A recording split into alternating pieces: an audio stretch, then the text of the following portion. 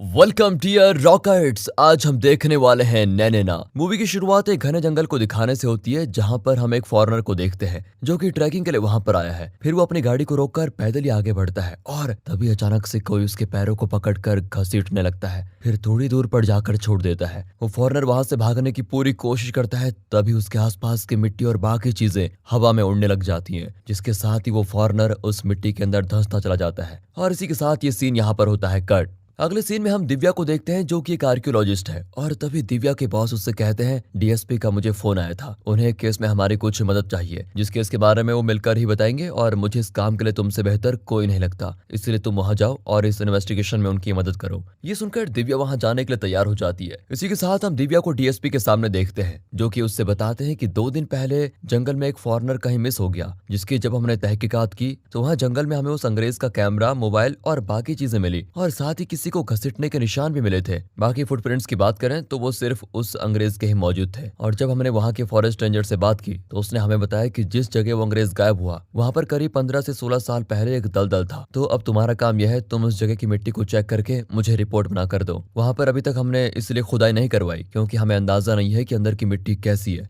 वो अगर गीली निकली तो खुदाई करने से फायदा नहीं, नुकसान होगा। फिर पूरी बात जानने के बाद दिव्या डीएसपी के कहने पर अगले ही दिन उस जंगल में पहुंच जाती है, जहां हम रेंजर राजा को देखते हैं। राजा भी दिव्या को देखते रह जाता है। फिर वो दिव्या से थोड़ा इंट्रोडक्शन वगैरह पूछता है। उसके बाद उसे अपने साथ बाइक पर बिठाकर राजा उस जगह लेके जाता है, जहां दिव्या अपना सामान निकालने के बाद उस बैग को एक पेड़ से टांगने लग जाती है। तभी राजा उसको रोकता है और दिखाता है कि इस पेड़ की डाल कितनी कमजोर है। राजा जब इसे धीरे से मारता है तो वो छोटी सी डाल टूटकर जमीन पे गिर जाती है। ये कहकर राजा दिव्या को दिखाना चाहता है कि उसे जंगल के बारे में कितना कुछ पता है। इसके साथ ही वो दिव्या से फ्लर्ट करने की कोशिश भी करता है। अब यहाँ चेक करने पर वहाँ की मिट्टी दिव्या को थोड़ा लूज लगती है, इसलिए वो फैसला करती है कि अगले दिन इस जगह की खुदाई करनी होगी, जिसके लिए वो 3-4 लोगों को बुलाने के लिए कहती है। आगे वो पास के एक म्यूजियम को देखने जाती है, जहाँ वो एक अजीब सी चीज देखती है जिसे पुराने समय में लोगों को सजा देने के लिए इस्तेमाल किया जाता था। फिर म्यूजियम का मालिक उस चीज को दिव्या के सामने खोलकर दिखाता है, जिसमें एक नहीं बल्कि कई सारे भाले जैसे नुकीले कीले होते हैं। इसमें किसी भी इंसान को बंद कर दिया जाता था और ये सारे कील उसके शरीर में घुसकर उसे लहूलुहान कर देते थे और इस दर्दनाक तरीके से उसकी मौत हो जाती थी। अब इसके बारे में जानने के बाद दिव्या इस चीज को अजीब तरह से देख रही होती है, लेकिन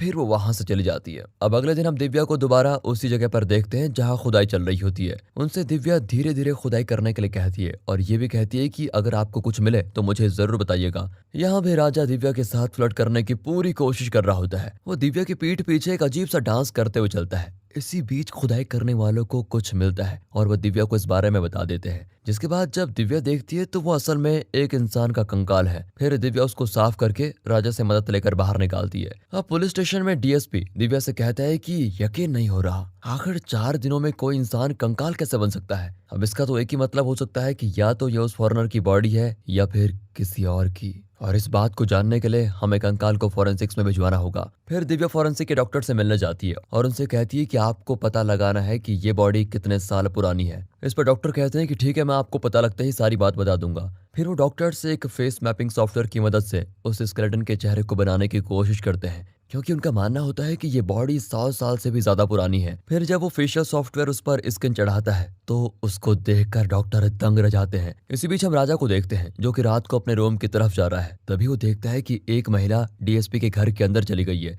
इसलिए वो भी डीएसपी के घर के अंदर जाता है। वो देखता है तो दरवाजा तो बंद है। यहाँ राजा डीएसपी को इस लड़की के साथ पकड़ना चाहता है, इसलिए वो दरवाजा नॉक करता है, जिसे डीएसपी खोलता है और फिर वो राजा को अंदर बुलाता है। डीएसपी की बातों से ऐसा लग रहा होता है कि मानो उसे पता ही नहीं है कि उसके घर में कोई और भी है, लेकिन राजा तो उसको देखना चाहता है जो अंदर गई। तभी अचानक से लाइट चली जाती है और राजा अपने सामने दिव्या को एक अलग ही गेटअप में देखता है, जो कि काफी गुस्से में होती है। वो राजा और डीएसपी दोनों को काफी बुरी तरह मारना शुरू कर देती है। अब आखिर दिव्या ऐसा कर क्यों रही है, उसके अंदर भला इतनी ताकत कहाँ से आ गई, ये इन दोनों की समझ में कुछ भी नहीं आ रहा होता है। उससे कैसे भी करके बचकर राजा और डीएसपी किसी तरह बाहर निकलते हैं, जहां अचानक से दिव्या उनके सामने आ जाती है और राजा से कहती है कि तुम डीएसपी को लेकर उसी दलदल के पास जाओ। जिस पर राजा डर के मारे हामी तो भर देता है, लेकिन जैसे ही दोनों रास्ता बदलने की कोशिश करते हैं वैसे उनके सामने दिव्या जाती है। ऐसा लग रहा होता है मानो वो कोई इंसान नहीं भूत हो। इसलिए डर के मारे राजा डीएसपी को लेकर दलदल के पास पहुंचता है, जहां दिव्या आकर डीएसपी को बुरी तरह मारने लगती है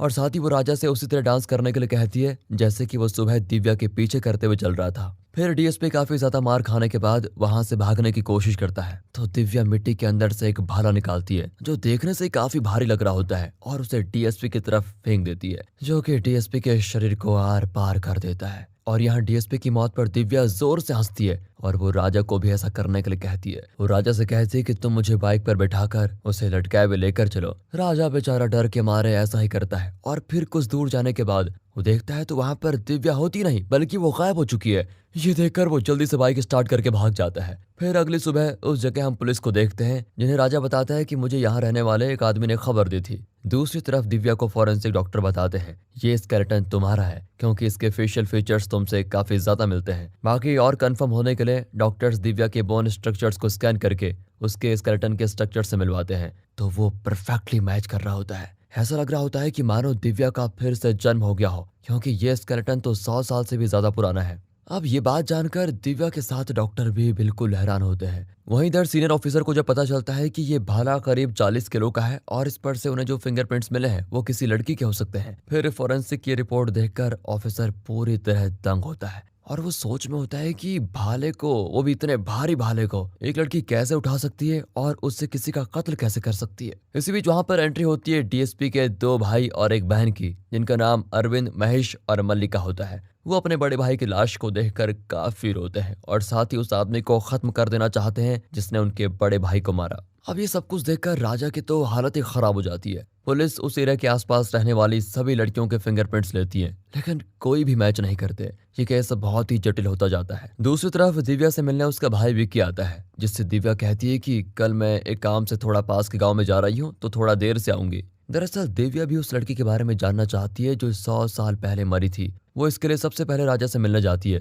ताकि वो दिव्या की कुछ मदद कर पाए। अब दिव्या को आता हुआ देखकर राजा तो छिप जाता है और उसने अपना फोन भी बंद कर दिया होता है। दिव्या फिर वहां पर राजा का इंतजार करके चली जाती है जिसके जाने के बाद वो चैन की सांस लेता है। लेकिन दिव्या ने यहाँ पर एक बोतल छोड़ दी थी जिसे राजा फॉरेंसिक्स में देता है और उसके फिंगरप्रिंट्स उन फिंगरप्रिंट से बिल्कुल मैच हो जाते हैं जो भाले पर थे।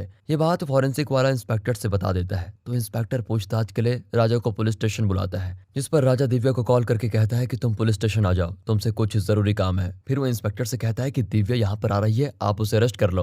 लेकिन इंस्पेक्टर कहता है कि दिव्या ऐसा कैसे कर सकती है, पहले हमें पता लगाना होगा कि तुम दिव्या पर उंगली क्यों उठा रहे हो और इसके पीछे का कारण क्या है। इसी बीच वहां पर अरविंद आता है और इंस्पेक्टर से कहता है कि आप उसका पता लगा लीजिए जिसने मेरे भाई को मारा है, अगर वो मिल जाए तो मैं उसके टुकड़े टुकड़े कर डालूं। वो जब ये कह रहा होता है तभी दिव्या आ जाती है जिसको देखकर राजा उससे इस तरह से बात करता है जैसे कि वो फंस चुकी हो और दिव्या की तो कुछ समझ में आता है नहीं। फिर दिव्या इस स्केलेटन के बारे में राजा से शेयर करती है और पूछती है कि आपने मुझे बुलाया क्यों आखिर। इस पर राजा उसको वही भाला दिखाता है जिससे डीएसपी को मारा गया था। वो कहता है कि तुम इस भाले पर लगी मिट्टी वगैरह को थोड़ा चेक करो, यही मैं चाहता हूँ। अब दिव्या के पास उसका सामान तो नहीं होता तो वो कहती है कि इसे मैं कल चेक करूंगी। फिर यहाँ राजा दिव्या को अरविंद से मिलवाता है जो कि दिव्या पर लट्टू हो जाता है और दिव्या के पीछे वहां से चलने लगता है जिसको देखकर राजा भी उनका पीछा करता है। अब दिव्या के घर पहुंचने के कुछ देर बाद अरविंद उसके घर जाता है और बहाना करता है कि मेरी गाड़ी का टायर पंचर हो चुका है और मेरे पास जैक भी नहीं है। फिर दिव्या उसको ये देती है। ये सब राजा भी छिप कर देख रहा होता है। फिर अरविंद अपने दोस्त को कॉल करके दिव्या के बारे में बताता है तो वो अरविंद से कहता है कि वो एक आर्कियोलॉजिस्ट है, तुम उसे म्यूजियम में लेके जाओ, इससे उसे पता लगाने में आसानी होगी। और फिर अरविंद उसकी एडवाइस लेने के बाद दिव्या से म्यूजियम चलने के लिए पूछ लेता है जिसके लिए वो राजी हो जाती है।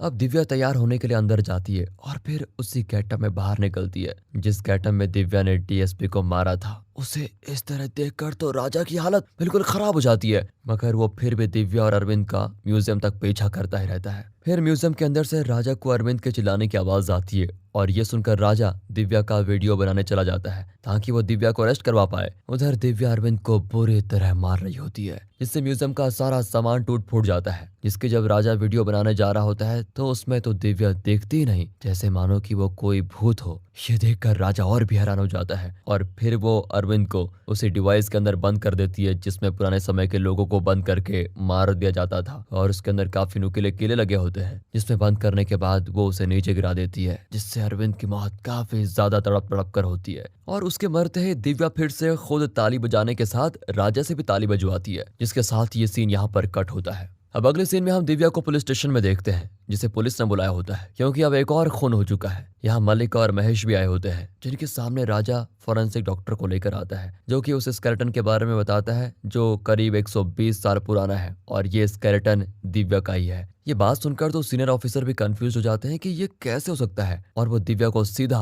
अरेस्ट नहीं करता, लेकिन वो उससे शहर छोड़कर जाने से मना भी करता है। फिर इसके बाद एक रात दिव्या के भाई विक्की पर उसी आत्मा का अटैक होता है और दिव्या देखती है कि वो बिल्कुल उसी के जैसा दिख रही है। दिव्या उसको देखकर उसकी कहानी पूछती है, जिस पर वो दिव्या को म्यूजियम में ले जाकर अपनी कहानी बताना शुरू करती है। इसके साथ कहानी 120 साल पहले फ्लैशबैक में जाती है, जहां हम दिव्या को देखते हैं जिसका नाम दमयंती है और उसका ससुर एक बहुत ही बड़ा जमींदार। साथ ही दमयंती के पति का नाम वीरा होता है। जमींदार का एक नौकर भी होता है जिसका नाम रामलिंगम है। रामलिंगम के 3 भाई और एक बहन है। यहाँ इन कैरेक्टर्स को देखकर हम समझ पाते हैं कि लगभग सभी का फिर से जन्म हुआ है, जैसे दमयंती का दिव्या के रूप में, रामलिंगम का डीएसपी के रूप में। उसके 3 भाइयों में से 2 तो उसके भाई बहन, पर एक दिव्या का भाई बन गया। बाकी रामलिंगम की बहन ने मल्लिका बनकर डीएसपी के बहन के रूप में जन्म लिया। फिलहाल कहानी में आगे बढ़े तो जमींदार ने एक दिन जब रामलिंगम की बहन को देखा, उसे वो पसंद आ गई और उन्होंने उससे शादी कर ली। मगर शादी के बाद भी उसका दर्जा नौकरानियों से ज्यादा कुछ नहीं था, जो बात रामलिंगम को खलती गई। और साथ ही सारी दौलत जमींदार के बाद उसके बेटे वीरा की होने वाली थी, यानी कि उसकी बहन को कुछ भी नहीं मिलना था। अब एक दिन जमींदार रामलिंगम को आदेश देता है, तुम अपने भाइयों को एक प्रतियोगिता के दौरान मेरे बेटे वीरा से लड़वाओ, जिसके लिए रामलिंगम नहीं मानता, लेकिन ये जमींदार का आदेश होता है तो उसे मानना ही पड़ता है। अब वीरा तो ट्रेंड है, तो वो रामलिंगम के भाइयों को हरा देता है, जो देखकर दमयंती ताली बजा रही होती है। अब ये देखकर रामलिंगम और उसके भाइयों को काफी बुरा महसूस होता है। उन्हें ऐसा लग रहा होता है जैसे कि दमयंती उनका मजाक उड़ा रही हो। इसलिए बहन भाई मिलकर दमयंती और वीरा को किडनैप कर लेते हैं, जहां वो वीरा से बताते हैं कि हमने तुम्हारे माता पिता को भी मार दिया है। ये कहने के बाद वो वीरा की आंखों को जला देते हैं ताकि दमयंती को अपनी गलती का एहसास जिंदगी भर हो। फिर एक दिन रामलिंगम की बहन दमयंती को एक अंग्रेज के हवाले कर देती है, जो कि उसके साथ गलत काम करता है। ये असल में वही अंग्रेज था जिसकी मौत हमने मूवी की शुरुआत में देखी थी। पर एक दिन जब रामलिंगम, उसकी बहन और भाई नहीं होते, तो मौका देखकर एक वफादार नौकर वीरा और दमयंती को उस जगह से निकालने की कोशिश करता है। पर रामलिंगम को इसका पता चल जाता है और वो बीच रास्ते में ही उन्हें पकड़ लेता है। इसके बाद वो उस नौकर को भाले से वीरा को कीले वाले डिवाइस में बंद करके और दमयंती को दलदल में डुबोकर मार डालता है। अब प्रेजेंट में दमयंती की कहानी सुनकर दिव्या एकदम दंग रह जाती है। दमयंती उससे बताती है कि मैं तुम्हारी आत्मा का वो हिस्सा हूँ जो ये बदला लेना चाहती है, इसलिए अब मुझे ये मौका मिला तो मैं इसे गवाऊंगी नहीं। इस पर दिव्या उसे समझाती है कि उन लोगों ने तुम्हें मारकर गलत किया, पर तुम नहीं जानती कि उनकी मौत कैसे हुई, और अब तुम उन लोगों से दूसरे जन्म में बदला ले रही हो जिन्होंने इस जन्म में कोई गलत काम नहीं किया, जैसा कि मेरा वो भाई जिसने मुझे पिछले जन्म में मारा, क्योंकि उस वक्त वो रामलिंगम का भाई था, पर इस जन्म में वो मेरा भाई है। फिर चलो तुमने उसे मार भी दिया, इसके लिए पुलिस तो मुझे अरेस्ट करेगी, जिससे मेरी जिंदगी खराब हो जाएगी। फिर तुम्हें और उन लोगों में फर्क क्या बचेगा। अब ये कहने के बाद दिव्या दमयंती के साथ उस जगह पर जाती है जहाँ वो मरी थी और बोलती है कि ठीक है, अब मैं वापस नहीं आऊंगी, लेकिन तुम एक बात याद रखना, इस जगह तुम्हारी जान को खतरा होगा, तब तुम सावधान रहना, क्योंकि उस वक्त मैं तुम्हारी मदद नहीं कर पाऊंगी। इतना कहकर दमयंती गायब हो जाती है और फिर दिव्या इस बारे में राजा से शेयर करती है। वो कहती है कि तुमने मेरे साथ मिलकर उसकी बॉडी को निकाला था, इसलिए वो तुम्हें भी दिख रही थी। अब इस बारे में दिव्या फाइनली मल्लिका, महेश और अपने भाई विक्की को सब कुछ बता देती है और कहती है कि अब तुम लोग चिंता न करो,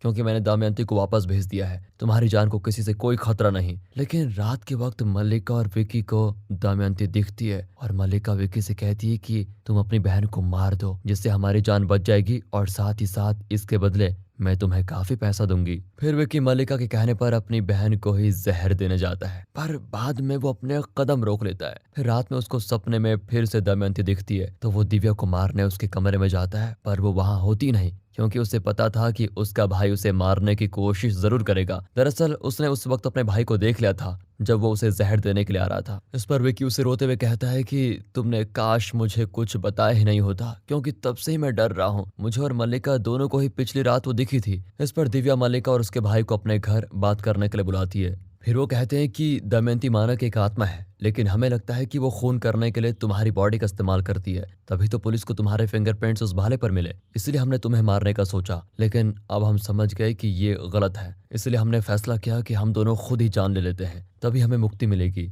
अब इस बात पर दिव्या कहती है कि किसी को मरने की जरूरत नहीं, एक काम करो, कल तुम लोग उसी जगह पर जाओ जहां दमयंती मरी थी, मैं वहां पर अपनी जान देकर ये किस्सा खत्म कर दूंगी। जिसके लिए सभी मान जाते हैं और अगले दिन सभी उस जगह पहुंचते हैं। लेकिन यहाँ पहुंचते दिव्या के हाव भाव दमयंती की तरह हो जाते हैं। हालांकि ये उसका नाटक होता है, क्योंकि वो उसी पेड़ की एक डाल को मारकर तोड़ देती है, जिसके बारे में राजा ने उसको बताया था, जिसको देखकर सभी को लगता है कि दिव्या के अंदर दमयंती आ गई है और उसे इस रूप में देखकर महेश उसको मारने के लिए जाता है। लेकिन अपने आप फिसलने के कारण एक डाल उसके शरीर के आर पार हो जाती है, जिसके साथ उसका खेल खत्म। और फिर इस मंजर को देखकर विकी भागने की कोशिश करता है। लकड़ी के ढेर पर चढ़ने के दौरान वो उछलकर गिरता है, पर इस पॉइंट पर उसे अपने आप फांसी लग जाती है। यहाँ वो भी मारा जाता है। फिर मल्लिका भी भागती है, पर वो भी उसी डाल में फंस जाती है, जिस दौरान दिव्या उसे कहती है कि मैंने दमयंती को तो वापस भेज दिया, लेकिन तुम लोग इस जन्म में भी नहीं सुधरे और तुमने मुझे दिमाग से खेलकर मारने की कोशिश की और यहाँ पहुंचकर मैंने जानबूझकर दमयंती बनने का नाटक किया, पर शायद तुम्हारे कर्म ही ऐसे थे कि तुम्हें मौत मिलनी थी।